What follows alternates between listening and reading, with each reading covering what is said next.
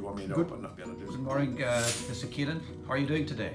Doing fine, Dr. Desir. I'm doing fine for this treatment here.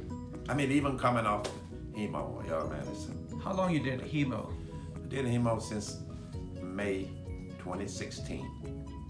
Oh, so he's been on hemodialysis for his last 3 years or more. Yes. So tell us how long you've been doing PD. I started the treatment this week. We had some issues first with the surgery to relocate and reset up the catheter, but now we've weeded out the problems of draining, and the constipation issues I had behind the surgery. We're online where I'm thinking of going home with it tonight. But it came a long way because you and the other doctor, Dr. Cooper, y'all been trying to explain to me that it's less evasive than the hemo. And I sit in the lobby and talk to people that have heard or know somebody had a bad example. And I was very apprehensive for the whole 2 years. It was blocking it out. No, I don't want to do that because of the days, and it sounds like it's complicated. You sound like you're gonna need somebody there. I was thinking you would need someone there with you every treatment. And I found out that it's nowhere near evasive. And I started sitting away from the crowds that was being negative about it. Then I started researching on the internet. I saw several positive things that really drove me. Doctors was talking about that's trying to get this home dialysis, widespread. It say a lot of doctors don't know enough about it to offer to their patients. I saw this on the internet by a guy that was trying to get the treatment. And just recently I saw a lady that was doing it, and she spoke about this. Spoke about the pros and cons. These different videos I've seen that's getting me where I am now. So, and she was just as happy. And she doing dialysis. And she had to go back to hemo because she had too much scar tissues. So I understood that and learned something with all that. So I'm curious about many surgeries of the stomach, so I could do it. She said if I didn't have to go back, she had to go back to hemo. She said if I didn't have to do hemo, I would be doing that because she had a great experience. That sold me. And that doctor on that video, a couple doctors I see on the video saying they try to educate the doctors so they can, a lot of doctors are not offering it to the patients because they don't know enough about it. So I'm gonna be an advocate of it, definitely. And I was told to be an advocate because. So tell us, in the last few days doing the PD exchanges, how do you feel the difference between hemo versus PD? I had, like I said, we had a couple issues with draining. So I was kind of uncomfortable trying to feel. Other than that, I didn't know where the difference beside the heaviness. It's like a Sunday night going to dialysis. But I noticed that after I do have a good treatment, which I had yesterday, I didn't go home feeling like I was drained out. And I was gauging. I said, darn, I used to be asleep. I made a couple of locations and stuff that I wouldn't have been able to do. I've been and by later that evening, definitely I'd be just totally drained. Actually, the first day you'd be totally drained. You could tell this hemo. You could tell the next day between your dialysis that, I feel a whole lot more energy today because I had dialysis yesterday. But by the time your next dialysis, you're feeling, like it's coming on. Like you're draining again. But you could tell the difference. It's not as invasive. And the blood thing, I had an issue with, Doc. I think the blood hemodialysis kept me going to the hospital because I had different issues with hemoglobins, and I see them clogging. That clogged late in the process, and I see them take all that blood out there, and that got me worried now. And then you got to throw all that away. They tell me that ain't making much in you, but my hemoglobin, you could constantly go in.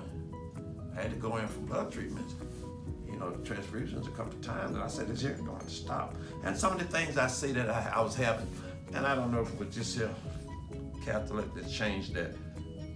But at one process, when I started having issues with the fistula, I was having headaches, extreme headaches after hemo. They put a new fistula in that maybe did it. Just new catheter. I haven't had a headache. I'm talking about headaches from when I get off, before I get off dialysis. I go home, because you can't do nothing but sleep with these headaches, excruciating, it's like migraines. I go home, I said, well, let me take my Tylenol. Take a Tylenol before I leave the center. Go home, take a Tylenol. Get up, 3-4 hours, the headache's still there. Sometimes you could get rid of 4 or 5, but it's a bunch of hours after you get off dialysis. You can't throw it off. I have seen it where at 10 o'clock at night, I'm still headache. Next morning, it's gone after I had a full 12 or 8 hours sleep. But haven't experienced this here. And I imagine that was the pull. Okay. Y'all emphasize how that pull is on you. So you have to do this every day. Yes. Versus hemodialysis you have to do 3 times a week. Yes. How do you deal with the difference between hemodialysis 3 times a week, but this one you have to do every day? With me, Doc, psychologically, I'm already sold on it. I've thought about it, like I said, all them years, thought about every day. Compared to, I didn't look at none part of it negative if I could, because I knew it was a life-saving thing. Like getting up 4:30 in the morning, so people say, how you get up 4:30 in the morning? You got to go to dialysis. So whenever I get set in, and I alleviate all the negative that I can. I don't sit up in the lobby and listen to the negative stuff. That helped me mentally, big time. I talk about it freely, and people say, how can you talk about it like that? Most people don't care to talk about it. I said, that helps me mentally. Get a good state of mind, because you gotta have a good state of mind. And I look at my results from a lab. I'm not perfect. I know where I need to tighten up at, and I'm doing that, and I'm gonna do even better with this new treatment. But the difference is energy. Energy. Anybody will tell you, energy. Okay, wonderful. Energy. So, what do you see about doing this yourself? Did you had fears that how you're gonna handle this on your own at home? How difficult is this process of learning it? A tribute to the people that's teaching me this. They know me, and we're so good. We got a rapport, and I'm a talking person too. So I want all my physicians, nurses, and everybody to take care of me and understand, tell me everything, because I'm gonna ask you everything. So I'm getting very educated, and I got people educating me. And I mean, the intimidation that I had, it's like it's zero. Not zero. Through my research on the internet, that really helped. That internet is amazing. Took a lot of fear from me. Which sites did you go on to look for information? I go to YouTube. YouTube and it's I don't question YouTube compared to Googling something. I prefer Google, and I'm more the validity of the information I'm good with. Yeah. Okay, because I've seen some stuff on YouTube that questions not about this here, but for doctors, it's little sessions. I mean, it'd be 10 minutes or something. The doctor is emphasizing how we need to emphasize more.